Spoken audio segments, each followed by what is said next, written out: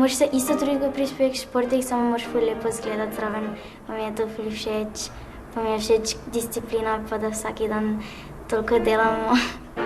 Pa da je to pol del tvojega življenja, da ni pol samo to neki hobi. Danaja trenira balet že 8 let. Nastopa v okviru konservatorija in sodeluje pri drugih produkcijah.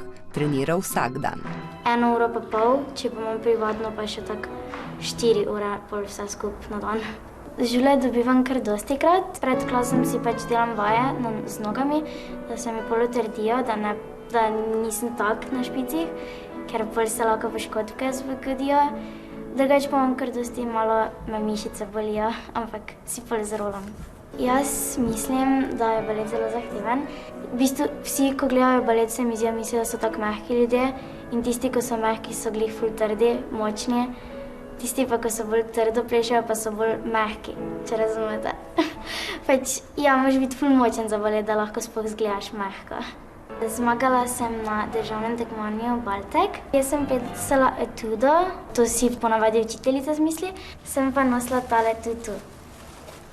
In je zlat. In je zelo lep. Bilo je zelo fajn, ni bilo toliko ljubosumja, da smo ful lepo sodelovali. Mislim, da smo se vsi kar dobro odrezali. Meni so zmage na tekmovanjih kar pomembne, ker pač s tem lahko vem, če mi sploh gre ali ne.